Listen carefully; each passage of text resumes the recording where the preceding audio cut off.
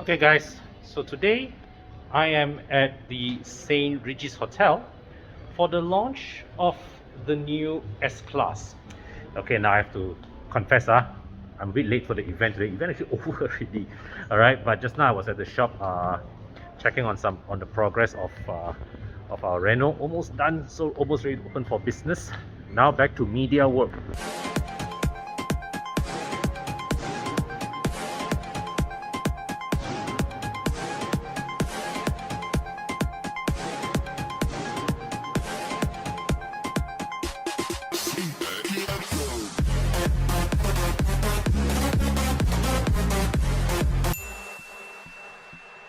Hello, hi guys. Saya Nas Abdullah dan korang tengok kat sini dekat tangan saya sekarang ada car air freshener limited edition collaboration di antara Little Joe dan Evo Club. Korang dapatkan, lepas tu korang post story dekat Instagram and then korang boleh berpeluang untuk dapatkan 1 tahun supply car air freshener daripada Little Joe ni. So, join contest dan jangan lupa follow The Horizon Club dan Little Joe punya Instagram. So, let's go!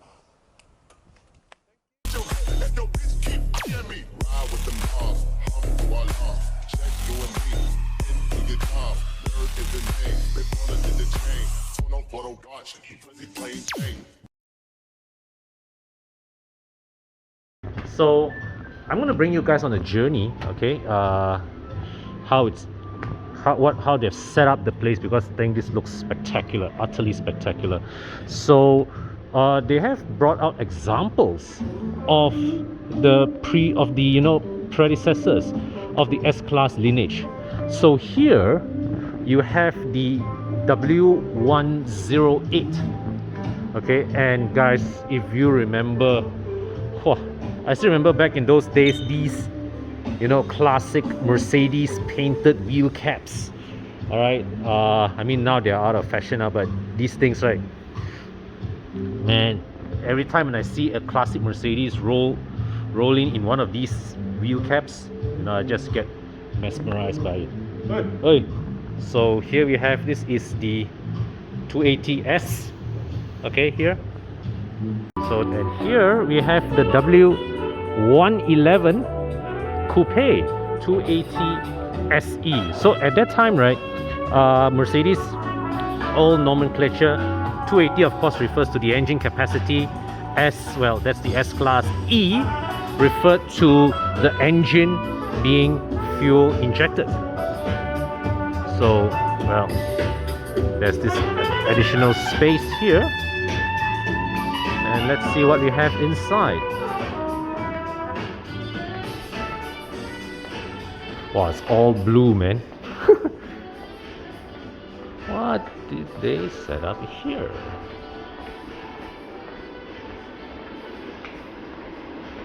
It's a very long walkabout.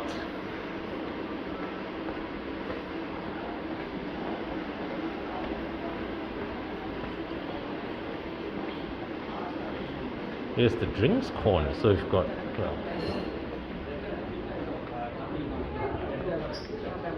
okay, most S-Class, this is also where the customer event will be. And well, since most S-Class customers come chauffeured, so I think it's okay for people to have a drink here. Fancy. Let's show you guys the bar here. So yeah, the S-Class is, well, the luxury flagship of Mercedes. And check this out, guys. Here's the hall. Quite an event they've put together here. And I shall bring you right up to the stage. Now, earlier today, Bobby and Tana were here. They would have, you can watch that's Bobby up there. You should not disturb him. And here they have the S580E. Okay, honestly, this S-Class doesn't look that impressive in pictures, but I would say in person it does have quite an imposing presence. From this perspective here, I can see the wheels are 19 inches, but relative to the proportions of the car, it looks quite conservatively sized. Okay, from the front here, the headlights, very narrow slit headlights, but a big grille. Okay, wow. Come and see inside here. Look at this, guys. The detail on the headlight, digital lights. Oh, yeah. This headlights alone. Now from this angle, it looks a bit like a laser gun. All right. Let me just come over here. So Mercedes-Benz now with the inline 6 engine. I think, I could be wrong, I think right now if you walk into a Mercedes showroom, you may have more options getting an inline 6-cylinder engine than you would at a BMW showroom. Okay, so it's a 3-liter inline 6 with a hybrid system. Okay, so here, this is where they put the 12-volt battery. All right. Now let me just show you here. Wow, look at the door handles. So these are door handles that pop up. Okay, and they have the Mercedes-Benz wording here. And this is, you see, it pops up. Okay, so you can feel the wording there. Nice. So I'm going to show you. Okay, Sim of iGarage doing his video. And now these tail lights takes some getting used to lah. I'm not that big a fan of its design, to be honest. I mean, it looks almost like that of the current. I don't know, man. I'm still not fully taken aback by this. And look at this. Okay, signal lights, all these individual lights here. So the design of this S-Class, it's relatively simple, but you know, it's when you look at the little elements, the details that go in there. So while Sim checks out the front section of the cabin, I'll just pop the trunk. This being the hybrid model, the boot space, well, does seem it's a bit shallow. Okay, underneath here, of course, is where they have the hybrid battery. There's a strap here, 12-volt socket. All right, but a relatively modest boot size because, you know, given that it has to accommodate a hybrid battery in there. Now the light here, okay, check this out. They actually have this two pattern here, okay, just to add that little bit of detail to improve the value perception. But this switch here still from the previous generation switch gear.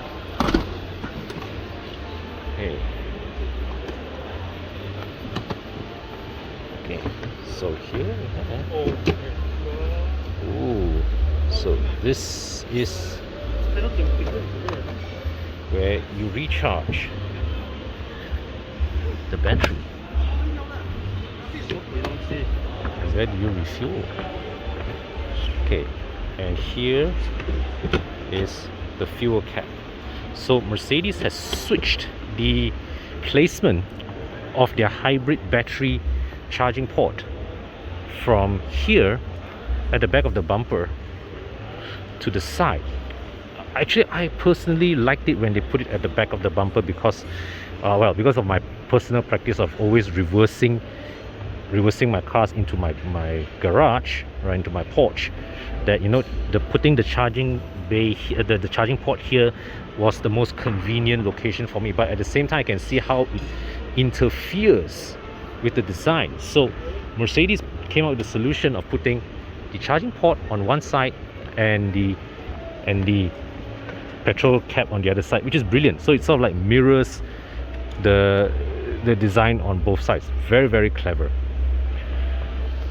So let's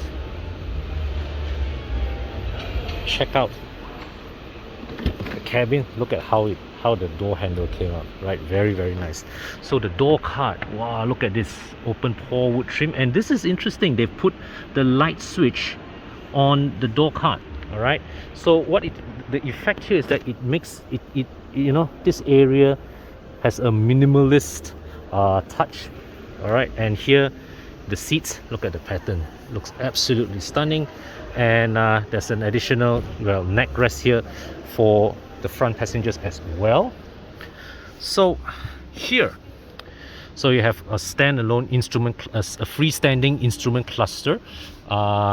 Very simple design. Okay, so a lot of the control elements are already consolidated into the screen, and but of course you still have these are touch sensitive. All right. Okay, so your volume control, mute, power. Okay, there's this button, touch button here. So all this, okay, yeah, that is not EQ. So most of, okay. All right, so a lot of the controls are already moved to the screen. Okay, so inside here there's a wireless phone charging tray here, 2 USB-C ports, cup holder, and here this is another tray, rubberized here. Okay, this is a rather shallow tray, also with 2 USB-C ports. Now let me just show you the design from here. So here, lock and unlock button on the passenger side, the seat adjustment, that's typical Mercedes style, to put the seat adjustment buttons on the door. And look at how the dash flows, okay, this way, the trim. And here's the air con vents. And I have to say, the pictures that I've seen on the internet don't do justice to this cabin, because in person, guys, I can tell you this cabin looks absolutely stunning. Okay, just show you up here. Okay, the door mirror, the rear view mirror, and then the control panel here. Okay, but my favorite element is this lah. Okay, how this whole section here, it flows this way, the aircon vents, and the light switches here, very nicely designed. Overall execution is great. Build quality feels fantastic as well. And let me just bring you to the back seat. Okay, maybe that's the seat to be in. I'll go over to the other side. Oh yeah, can. So here, sunshades, door card. So here also lock and unlock button, seat adjustment, and you can control the windows as well as the sunshades powered here. The seats here, you can recline adjustment. It's a strict 4-seater. Is it a 4-seater configuration? No, there's a middle belt here for the middle passenger. But look at this, seat belt buckles are illuminated, very nice touch. And you come down here. Now this can be your phone charging tray, and there's a box here as well. Okay, you can put your things here. This looks like a wireless charging tray as well. Hey, no, wait, sorry, this is okay, so no, this is not a phone charging tray. This is the sort of like the remote control pad, which you can detach, and Mercedes, obviously they've detached it from this car, right? So, oh, look at this. Here is the rear aircon controls, okay, together with the blower. This is the rear screen. Let me just quickly, right. Okay, I don't have to tell you my height because that's not important. What I can tell you is that this feels like flying business class in one of those European airlines. Very good lean. Now, I don't think I even needed to say that lah. Okay, okay, so the switch here that I've just tried to operate it, the switch here, it doesn't have much movement, but you know, you can press against it. Okay, it detects you pressing against it, but yeah, but the movement is very minor. Okay, so yeah, you can adjust the headrest. Okay, but yeah, well, once again, I would say that this is really a very major step up from W223 S-Class. An absolutely spectacular cabin. I'm still not quite a fan of this rear design, if I am to be honest. Okay, but it is very obvious that Mercedes has once again put in a sterling effort with their S-Class. Well, let's put it this way lah. Mercedes always bring out their A game with the S-Class. The S-Class is a car that, you know, that gives you Mercedes-Benz always at their best. It's just like how BMW never screws up the 3 Series. You can always count on Mercedes-Benz to get the S-Class right every time. This car, first impressions look like a very big step up from the 222 S-Class. So I can't wait to see this on the road, and if the opportunity comes, to test drive it as well. From the looks of it, the 7 Series is going to have to go back to the drawing board.